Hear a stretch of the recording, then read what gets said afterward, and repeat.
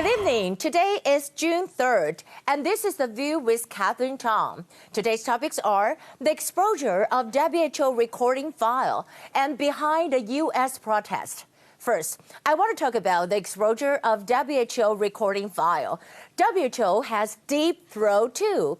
The Associated Press accessed a WHO recording file and documents, and the content shows that China did not inform WHO about coronavirus early enough, and WHO is actually pretty upset about it. And let's take a look at the report of the Associated Press and show you the evidence that how China covered up the coronavirus. You know, this is the AP report. It said, throughout January, the World Health Organization publicly praised China for what it called a speedy response to the new coronavirus. But behind the scene, actually, it was a much different story. Because why is that? There are two evidence here. We want to say that, on December 31st, WHO first learned about the cases from an open source platform, and that scout for the intelligence on outbreaks. And talking about this, WHO office, officially request more information on January 1st. And under international law, members have 24 or 48 hours to respond. But actually, China reported 2 days later. And actually, it's even late. It's like 2 weeks. And we're talking about this on January 11. The three labs, we're talking about the three labs, they are the Chinese CDC, the Wuhan Institute of Virology, and the Chinese Academy of Medical Science. They together finally published the sequence of a GISAID. It's a platform for scientists to share genetic data. By then, more than 2 weeks had passed since the Vision Medical decoded a partial sequence, and more than a week since the three government labs had all obtained the full sequences. So we're talking about it. At that time, it became very serious. At that time, what happened? It's like around 600 people were infected in that week. And this is roughly like threefold increase. So, what China did is really a disaster. And also remember, we're talking about the WHO repeatedly thanked the Chinese government for sharing the genetic map of the virus. You know why? And today, WHO told the AP reporter and say that they only said it because they want China to provide more information. What kind of excuse is that? It doesn't make sense at all. And according to the reporting file, Dr. Michael Ryan, the director of the WHO Health Emergency, and also ex-colleague to pressure China because he was worried that what happened in China during the SARS might happen again. During that time, China just concealed the whole thing. And WHO technical lead Maria also said during a meeting that WHO is not receiving enough information from China, and it is hard for them to make any plans. And what is interesting is, why is this file leak out now? Why is the recording file leak out now? A couple of reasons. First, I think some WHO officials, they don't want to be the puppet of China. And some of them can't stand with Tedros' way of dealing with the pandemic.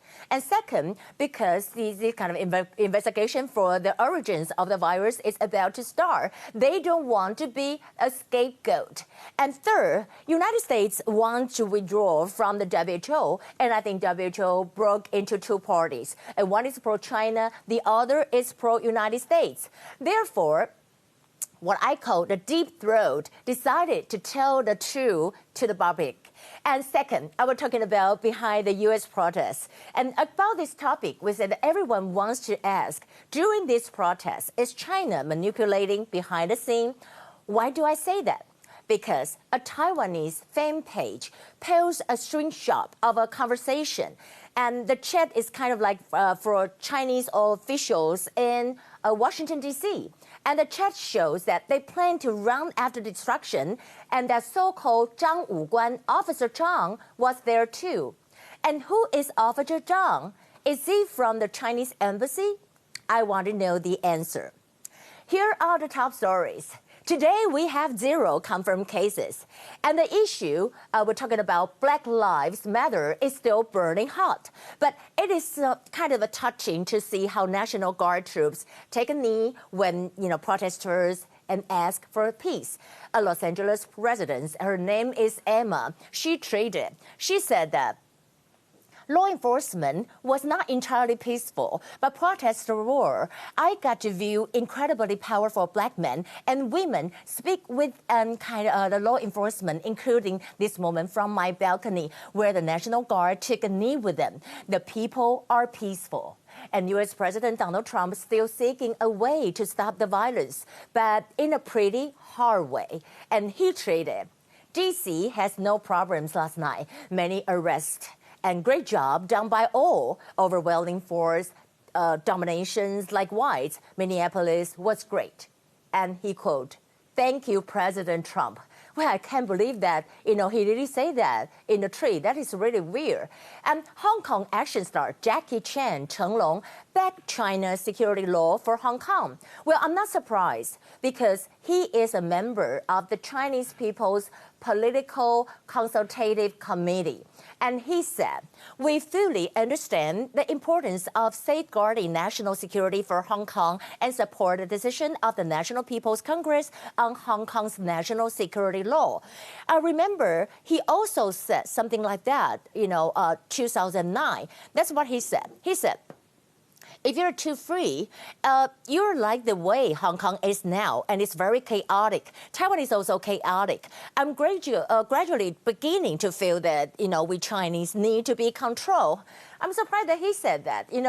Like British Prime Minister Boris Johnson kind of support Hong Kong people. He published an article by himself on the South China Morning Post.